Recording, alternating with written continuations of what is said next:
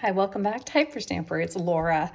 Another junk journal with an antique book. I really thought the cover of this was spectacular. If you love poems, and I know a lot of junk journalers do, this is a classic. I left the cover pretty much alone because it's just such a spectacular print. It's Coleridge, Days with the Poets. And this is along here, the actual spine of the inside of the book, because the outside was so poorly damaged, the actual book cover and back piece, that I attached them to an existing book. So you'll see that there is a sort of a book on a book here, because I really wanted the front, the spine, and the back to stay together. I put a little bangle here, just with an old watch piece and some vintage necklace pieces, little tassel.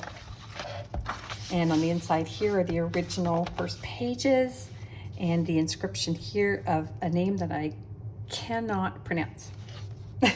Hopefully you can. This lovely image of Coleridge and A Day with Samuel Taylor Coleridge. And this pocket here is made out of a 1937 page. And look at this fun photo here. This gentleman, it looks like I have another photo of them posing properly. And this looks like it was taken just moments before or after, where he's being a bit silly with his wife. I just think it's very endearing. I love that picture so much. This is a very old book, and I'll provide the date in the notes below, I hope. A vintage recipe here, frosting and icing, a 1930s Monopoly card, Christmas funds. I may actually switch that out. So if you purchase this journal, you may notice this one is switched out, because you know why. I'm going to put that in a Christmas journal. This is just a little piece of vintage wallpaper here with some paper and another pocket there. This beautiful, look at this beautiful old postcard. And this one is from 1948. I love it, it's so colorful and pretty. The fireplace, a 1950s bingo card here, and a lovely sweetheart pocket, an antique journaling tag, and this is from a vintage Victoriana furniture book. It's just pretty. I just put it in there because it's colorful and pretty. And this is from a 1950s Theater Arts magazine, and it's wonderful. I love these Polish embroidery pages. You'll see them in a lot of my journals until they're gone. One of Pearl Shop's receipts there from the 50s, and a 1938 Paris France almanac page. This one's from October 20th and 21st. And just the best cartoons and pages, and if you Google translate them, they're actually quite interesting, because it was during the war, so there's a lot of propaganda in there.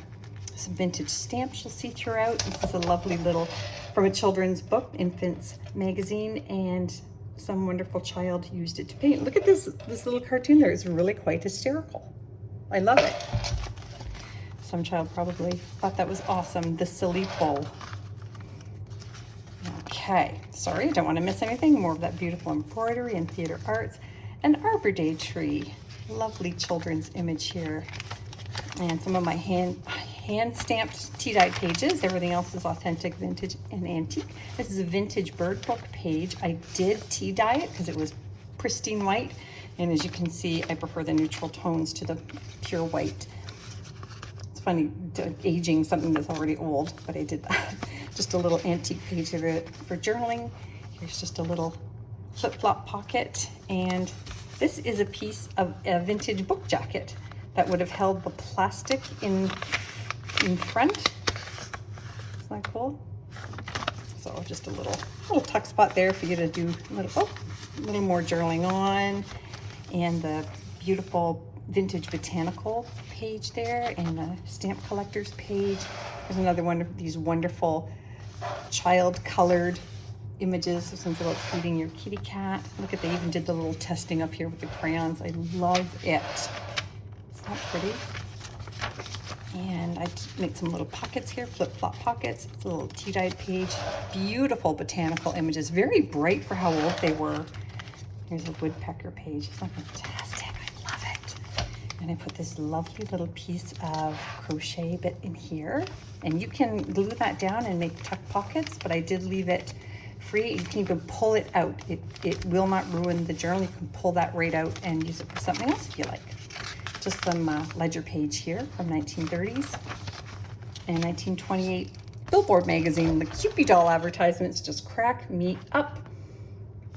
Just wonderful, wonderful ads they did for the Roaring 20s fairs. The vintage bird image, it is glossy, but it is also very old. More of that Billboard magazine. This is a little paper clip here, just that I've made. And this has a little bit of crumbling 1899 newspaper that I mounted on top of a sticker sheet because it was, as you can see, it is literally crumbling, but it's just so cool. And this is just a little pocket here on top of Ives and Currier, Currier and Ives plate book. So that is one of the plates from the book. Turned it into a pocket and put an antique page in there for journaling. And then on the flip side here, I have a vintage wine label, never used. There, and then a collected dog store underneath, and I just made that out of a vintage. It was actually my dad's when I was a little girl, so it's a very old Dynamo label maker. And here we go. Here's a magazine page from the 50s. Wonderful fashions. Aren't they great? Look at that sweater. Who would not own that sweater? My God, that's a 70-year-old sweater now. I would wear that. A little bit of Canadian birch bark here, and a pattern tissue with plaid. I've never seen it before, hadn't seen it since I've found that one. This is just an advertisement that it was in a 1950s magazine. Learn Spanish, 15 minutes a day. And this wonderful image here. And on the flip side, there's a little hidden journaling spot there tucked underneath, and lots of good clusters there. A 1955 American Highways road map.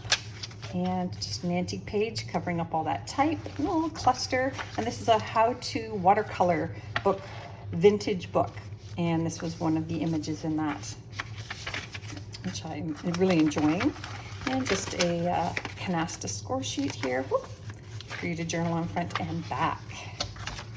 So that's going to go on Etsy momentarily. I hope you love it as much as I love making it. And it's hyperstamper.etsy.com, and don't forget to subscribe.